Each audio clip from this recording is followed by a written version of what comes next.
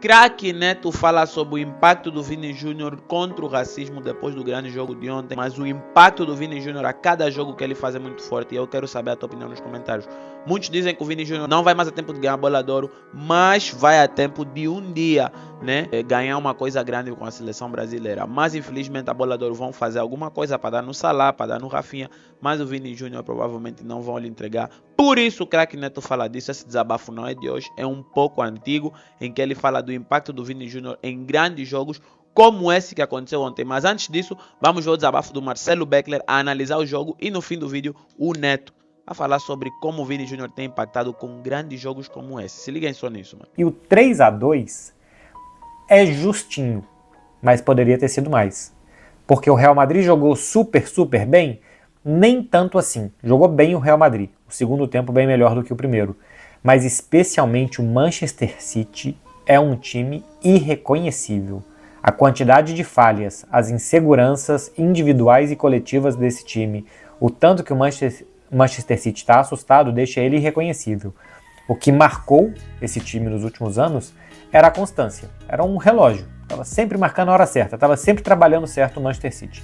Dessa vez, a constância do Manchester City é errar. Assim, o que mais acontece, o que é mais regular no Manchester City nessa temporada é o erro.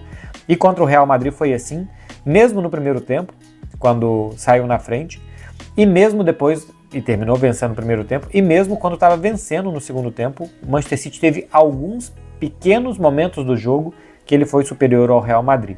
Mas o Ederson, que acaba sendo o melhor jogador do Manchester City na partida, é capaz ainda de falhar duas vezes. Primeiro errando na saída de bola e depois espalmando a bola para dentro da área, no segundo gol do Real Madrid.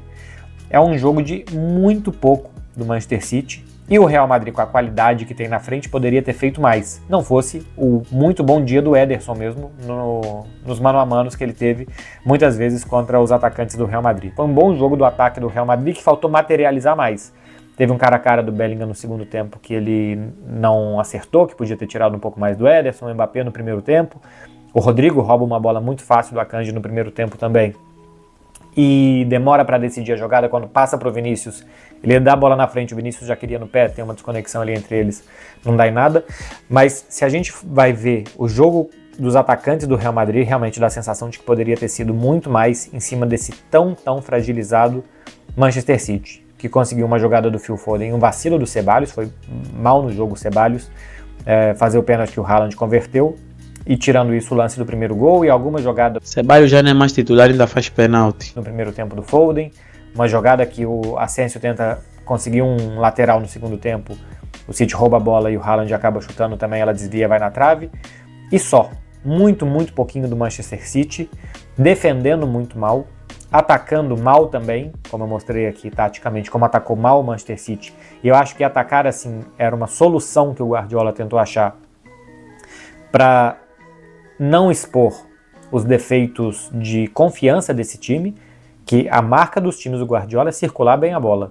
Atrair o adversário e circular bem a bola. Circulou muito mal a bola o Manchester City, evitou circular a bola, encheu o time de zagueiro, de jogadores que no meio campo só basicamente iam fixar, como a gente diz na linguagem do futebol, jogadores do Real Madrid, para jogar pelos lados. Jogando pelos lados tem menos risco de contra-ataque, e só, e nada mais do que isso.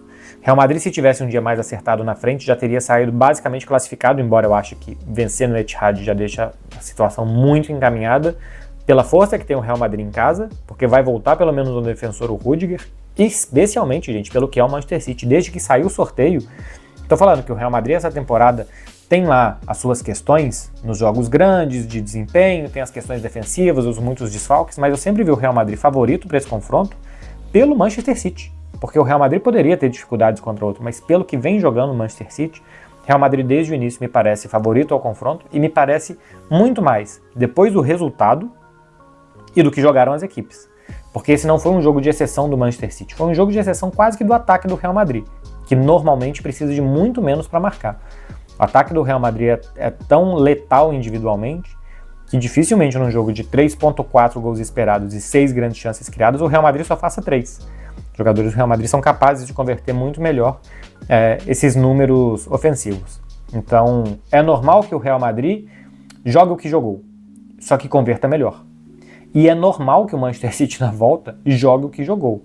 instável na defesa, vulnerável, errando individual e coletivamente, sem confiança para sair jogando, gerando muito pouco na frente também.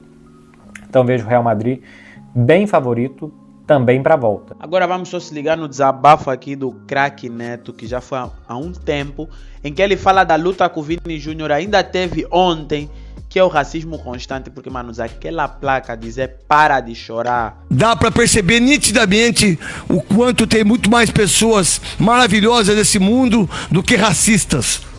É só ver o que o Vinícius Júnior tá brigando sozinho num clube como o Real Madrid, que é time de burguês, que é time de rico, que é time de branco.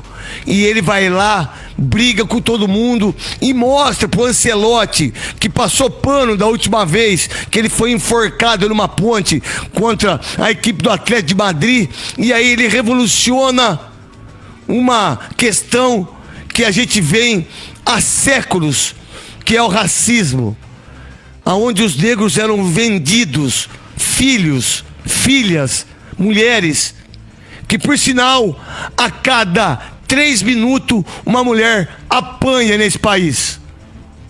A cada 49 minutos existe o feminicídio em cima da mulher, ainda mais da mulher negra.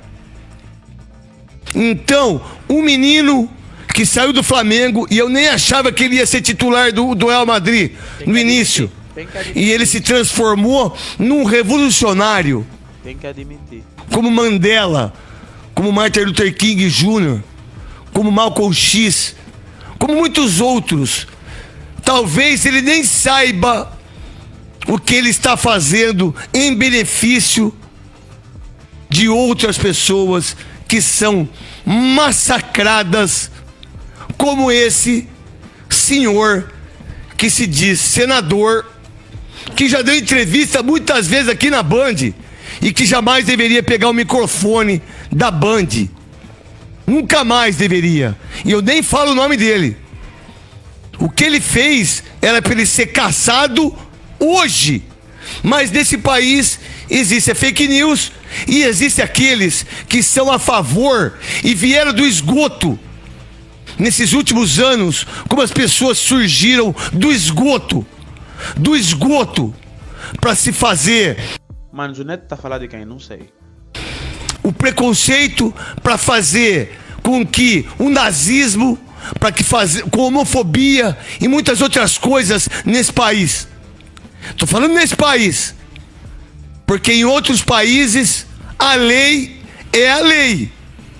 Porque alguém foi preso por homofobia nesse país, dentro do estádio, a pressão que foi exercida em cima do Valência e o que fez o Vinícius Júnior, os caras do Atlético de Madrid já foram presos, identificados. Cana, o estuprador Robinho tá lá na Itália, ele vai ser preso, foi julgado. Aqui no Brasil joga futebol, irmão. Mas aí, quem sou eu? Um pequeno. Impressionante, foi um grande jogo ontem. Que esse desabafo do Neto eu tinha que voltar a mostrar. Muita gente de vocês fica me matando nos comentários. Ah, não, ele não falou isso ontem, não falou isso ontem. Manos, hoje é Corinthians e Santos. Todas as atenções estão viradas para o Neymar, todas as atenções estão viradas para o Corinthians, para o Depay. Mas o foco é, não vou vos mentir, como o Vini Júnior tem estado a motivar as pessoas. O Vini Júnior jogar, marcar, ser homem do jogo faz muita diferença para a vida de muita gente que tenta lutar contra essas coisas de racismo e tal. Então eu quero saber a tua opinião nos comentários. Não vem aqui me matar nos comentários, mas eu quero saber se na verdade, manos, isso que o Vini Júnior tem feito vai revolucionar alguma coisa no futebol. Porque não vou vos mentir, a bola de ouro acho que nunca vão lhe dar. Vão acabar por dar no Salah esse ano ou no Rafinha. Mas mesmo assim o Vini já provou muito mais que precisa. Valeu, até o próximo vídeo e fui.